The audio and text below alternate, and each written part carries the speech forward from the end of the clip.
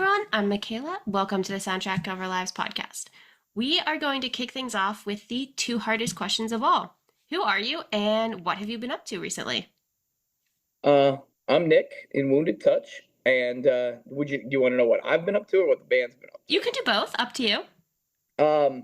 So we've been up to just playing as much as we can in our area before the fall after our record comes out, because the summer and fall we're kind of everywhere else but our home area. So we've been trying to play as much as we can before that release, and everything takes us away from the Midwest. And same with me. I've just been getting all my ducks in a row with my vacation time at work, just so I can prepare for the busy latter half of the summer and fall. hmm For someone who hasn't seen you live, what can they expect? I would expect somebody to be surprised by the fact that we play the same to a room of 1,000 people as we do to a room of 15. hmm I would say that most people tend to come up and have something to say to us about our set, because I like to believe that we don't phone it in, because all of us feel the same about the idea that somebody paid to be there. Even if it's a house show and it's free, I'll still take subscribe to the same belief that somebody paid to be there. So even if you don't like us, I'm gonna try to give you your money's worth, no matter what. That's a good mindset to have going in. Yeah, realistically, I mean, there's been a lot of bands I've seen live where maybe I never even listened to them again, but I watched their whole set, or I would definitely was like, oh, that was pretty cool. Yeah. And that's my thing, is if I don't want to look at it as every time I'm trying to bring in new fans, that's what you hope for. But bare minimum, even if you don't like what we're playing, if I can entertain you for 20 minutes, then I did my part in trying to make your night out worth it. Yeah, I think that's definitely an interesting mindset because I feel like a lot of people go into it trying to get fans. Yeah, and that's how I feel too. Something we always do live is be like, I try to not be that band on stage. It's like, come on, move, to telling people what to do. It's like hmm my job is to do do what we're doing so well that you have no choice but to get into it. Yeah, I like that. So that's and I don't know, maybe that's just how my perspective changed the moment I hit 30. But that's just it seems like the most honest way to approach it. No, I agree with that. I think there is something honest about approaching it. Like, yeah, I know you're not going to necessarily love me or come back again, but I have you now. Right, exactly, and that's I got you now. So, or what is it? In, the wedding singer is like, well, I have the microphone and you don't. Right. So maybe you won't enjoy it, but we're the loudest thing in the room at that moment. So I'm gonna give it a go. hmm Yeah, so talk to us about the new album. So the new album is called A Vivid Depiction of Collapse. It's 11, 11 songs, and we wrote all of it with the exception of two songs in the last. Sorry, three songs. We wrote everything in about a 2 month span leading up to recording it, and then a couple of them are some older tracks we brought out of the dusty archives. We've just been, since our last record, kind of really not finding our sound, but kind of finding what we feel works best for us, hmm what we do best, what we should kind of lean away from, and we find ourselves always moving back towards this nostalgic sound. So we tried to lean into it with this record. Um, and I feel like it's 11. We've been told by a lot of people who've had advanced copies that to them, it sounds like a record that would have come out in 2005. And I think that's Cool. probably just because we all were around at that time. So we're just kind of leaning back into our childhood with a lot of these songs. And it's our sophomore record. And I feel like on the first one, we felt like we had a lot to prove, and we kind of hmm threw as much as we could frantically at the wall coming out of lockdown. Yeah. Whereas with this one, it was kind of all right, well, we know who we are. So instead of trying to just cast as wide of a net as we can, let's just try to be as thorough and honest with who we are on this one. Yeah, that makes sense. What was it like recording the songs? What does that process look like for you guys? We recorded with Andy Nelson at Bricktop Recording in Chicago. And it's nice that while we try to demo things out, we still try to go in with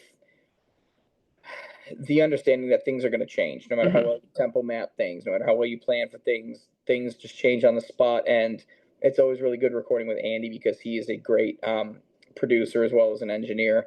Um, just a lot of open-mindedness on our part is required because he has a lot of ideas, and he's not someone who pushes to say you have to, but it is nice to try things out, and sometimes you find yourself doing things that you or leaning into things more than you might have with somebody else. I know for me, the band as well as Andy are really good at kind of getting me on with vocals out of my head. I'll try something that maybe I feel a little vulnerable doing, especially like on this record, having a little more clean vocals in a couple sections. It's a vulnerable thing to approach it as an aggressive band, and a lot of them were very encouraging, saying, "No, do more of that. Lean more into that. Don't pull back." So it was a very positive experience this time and a lot more cathartic, whereas the last one was really anxious because we had 5 days to do it and we didn't Yeah. know if we were going to go back into lockdown at any minute. So it was kind of a, like go, go, go, get it done. And it was, anxiety ridden. Whereas with this one, it was a lot more easygoing this And you time around. can enjoy it. Yeah, like I have less. There's always going to be things I think everybody has. Where like, after you listen to it, sometimes you're like we should have done that instead, or had repeated that. But I have less of it on this one than I do on the first one. Like That's good. we were able to move at a very realistic pace in terms of interpretation. Yeah, I bet it must feel like a whole different, like worlds away from that first album, like in terms of the process behind it. Yeah, like even the world we're in, like the first one we had to write through like voice memos, like in isolation and stuff. Whereas this one, it was able to be written in a room with a bunch of people instead. So it has a lot more of a even though it's still a really aggressive and sad record, I feel like it feels a little more human. Hmm. And I don't know, it wasn't not enjoyable the first with the first one, but this one Right. was super enjoyable time from writing all the way till post production. Yeah, I mean, you don't have that added stress of COVID and, you know, what's Yeah, happening next added on to the stress of an album. it was some more mature surreal stresses because last time around only one of us was married and they had just gotten married, and now this time two of us are dads, uh, three of us are married, and just a lot of our careers have advanced significantly in that amount of time. Hmm. So it like I felt, even though it was only like a 3 year difference, I felt so much older this time around just because of those milestones. And I know everybody else felt the same. So maybe there's a mature thing that'll translate into the presentation as a whole. But while it was nice to not stress about the other things. It was like, wow, this is a whole new aspect of stress that Yeah. I wasn't prepared for. How does being a dad impact the music you make? Um, so the music itself, it makes me approach everything thinking, hey, I don't know how long I can do this. Hmm. Realistically, I want to do it forever, but just you do tell yourself like, well, my family comes first, and if there ever was a time where I had to prioritize my family, I would. Hmm. And I felt like instead of recording things saying, well, we'll try some stuff, and if it doesn't work, it doesn't work, there's always the next one. I felt like, at least for me, and I can't speak about everybody else, it Right. made me go, hey, if this was the only one, if this was the last one you had, if this was the last thing you ever recorded or could, and you had to just bury yourself and work it, and and you couldn't do it at least for decades, what would you want to sum up your experience as a musician, Hmm. and then even more so as a representation in this band? So it's made me be a little more deliberate, I think. I'm really interested in experimenting, but it's made me a lot more deliberate and concise as a musician, I think, than I was when I was a little more young. It almost like you feel a little more reckless with your writing, I think. Yeah, that makes sense. I So that's love my that. Yeah. lame dad answer. I, No, I like it. I love that you kind of approached it with if this is the last thing the world hears from me, I want it to be amazing. I yeah, think that's or if nobody likes it, they still know That's who I am. That's Right. my representation. If you don't like it, you don't like it. But there is no, oh, I wonder if he had one more in him, or if he had just done this, or if they had done that. I wonder what the next one would like. Like I would want people to know, no, that's the record they wanted to make. That's Hmm. they're what they weren't holding back for the next thing. Because there are some records I hear some bands do where you can tell that wasn't intended to be the final release. Right. And it's like, man, what would that next record have sounded like? Or even certain bands where somebody passes away and you're like, what? I wonder what that next record could have possibly sounded like. Like I just had that crippling fear of like, what if I don't get that chance? So I Hmm. want to do it now. Yeah, that's scary, I bet. Yeah, it is. Yeah, for sure. And then I Yeah. had a little bit of that going into the record too. I had like a couple scares at work, where it's I work for Detroit Fire, and I had Hmm. a couple things right before the record, like a couple humbling uh calls that reminded me of my own mortality, where it really did make me go, all right, man, um, what if this was it? You Hmm. know, so don't hold on for the next one. Just do it now on this one. Yeah. And whether or not that translates, or whether it sounds like, metalcore to other people, I at least it sounds like that to me. And I guess at the end of the day, that's all I need it to do. Yeah, because it's like it's important to other people, but it's most important to you because it's your music. Right. Right. Yeah. So how do you like balance, being a dad, work, and being in a band? Having no free time for anything else. I feel like, and I would say it's probably that way for even for the guys who aren't parents or Hmm. married in a band, but I feel like you really have to you start budgeting your time, and at a certain age to keep doing this, or I won't even say age, at a certain point in your life, because people probably experience this, I imagine, as parents in their early 20s. I feel like you budget your time and you think, okay, I have less time for socializing, Hmm. which is unfortunate because that's an important part of being in a band and going to shows and networking. But you really do, like, say, I have X amount of time a month to allocate to things that aren't work and family. I can either have a chill day and like play video games and relax, work on my house, or I commit it to music, and everything else is kind of like trying to fit friends in the middle of that is so exhausting. I know it's like good for the soul to do Hmm. things like that, but it becomes, so to answer your question, how do I do it? I don't know. There's a lot of days where I'm like, man, this is crazy that I'm even like, we have a lot of festivals we're doing this fall, and we haven't announced a lot of them. And I'm looking at the schedule, like the calendar, this past weekend, and I was just like, I don't know what I'm thinking, Hmm. but you know, it's never gonna get handed to you. Even if I have to imagine, even like huge bands that went viral and struck it big, their stresses just increase, and it's never just relaxing to tour. So might as well just jump in feet first. Yeah. What does your family think of your music? It's not for them. Or No. well, my wife, or like thinking people like my parents, because for my parents, it's never been their thing. It never was growing up. It is for like my brothers, but my wife's not much into hardcore or metalcore or any of that stuff, or metal, Hmm. but like she's very much into like post hardcore and stuff like that. So on the new record, there was a couple parts that reminded her of Glassjaw, and I could tell when we were listening to it, that's when she perked up, and I could see like, oh, okay, I definitely struck her interest on those ones. But she's super supportive, and she would be honest if we like had a rough night. Hmm. We definitely had show. So when she compliments, I know it's real, because if we play a show and it was rough and I go, oh, that sucked, she wouldn't go, no, it was great. She'd go, yeah, it was a little rusty. Hmm. She'll still stay a nice way like that, but no, she's super supportive one way or another, at least regardless of what the genre is. And to my son, it's just loud music that he likes watching. It's all the drums are the thing that fascinates him the most. Really?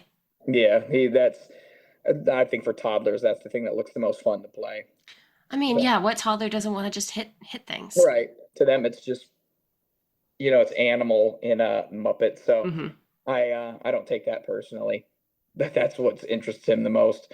So yeah, no, but I've been doing it. I'm 36 now, I just turned 36 and I've been doing it since I was 15. So to my parents, regardless of the genre, they've just, it's just so much a part of who I am at this point that I don't need to ask them their opinions. I know what they think of it. Right. They're going to be supportive. That's awesome. I love that you have such a supportive family around you. But yeah, no, it took a while. I think once I got my life together and had a career, that they Hmm. became a lot more accepting of it. I think when I was like 23, and really struggling in my personal life, but still doing that, I think that's really hard to explain. I don't envy people still doing that right now. That's a rough age to tour at because you really are choosing stability versus pursuing that, I think. Hmm.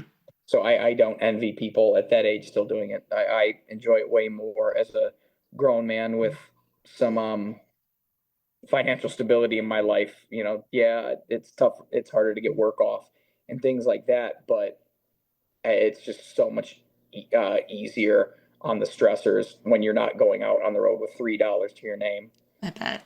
Yeah. What But that's advice? Oh, my, sorry. oh no, I was just gonna say that's only my own Yeah. experience. Nothing. I know that nothing I feel is definitive. That's Hmm. just my casual observation. Yeah. What advice would you give to somebody who is currently doing that? My gut reaction is to say stick it out. If you're not a tourist and you're doing it, because some people they feel they have to. Um, and but be prepared for the sacrifices you're going to make. There's a lot of relationships that compromised, friendships that compromised, opportunities. Who knows where I'd be in life if I hadn't spent a whole decade committed to it, like touring Hmm. months out of the year. But there's something in me that makes me want to do it. So I feel like I don't have a choice sometimes. I would say if it doesn't feel like it's blown up now, don't listen to people say, "Oh, then it never will." Some people, I have friends bands who've been a band for over 10 years, and it was their third or fourth record, and then they signed some big deal, and then you know, relative big. I'm not Yeah. talking like like Metallica size or something like Hmm. that. But in terms of goal sized labels and releases for this genre of music, their fourth album, that's when they hit it, and then they started getting the big offers, and they could have so easily thrown in the towel because the first release wasn't what it went viral or got big. Hmm. So my gut reaction is to say stick it out, but I also caution to say with that means there's some rough roads ahead, and Yeah. just be aware of what you are choosing to prioritize in your life by doing so. Hmm. Yeah. Difficult decisions to make so young. Yeah, like I said, I don't envy anyone currently doing that because I don't miss that part. I miss when I was like 19 and it didn't matter, or now Hmm. when I have the stability to take the risk. The early 20s, and that was the roughest time to do it. Before I ask the last question, was there anything else that you want to mention or talk about today? I really appreciate you having me on and asking these questions, and I really hope if anybody is missing like that era of the mid to early 2000s when post-hardcore, metalcore, and hardcore kind of was blending together in the cultural zeitgeist, even like prior to MySpace, like the Dead Journal, Live Journal era. If anybody is nostalgic for the music of that time, I'd say give us one song. Listen to this new record, please, and give us one song and see if it does that for you. If not, I appreciate anybody's time they've given us by listening to anything off our record. Um, give us that shot and see if something strikes your fancy on it. If they had to choose one song to listen to off the album, what would you recommend? I would say it's going to be the song called "An Unscarred Purpose." Okay. Second to last song on the record. That is the one that I think is kind of the culmination of a lot of stuff we've all been doing. Hmm. Okay. So our last question is, what is the soundtrack of your life?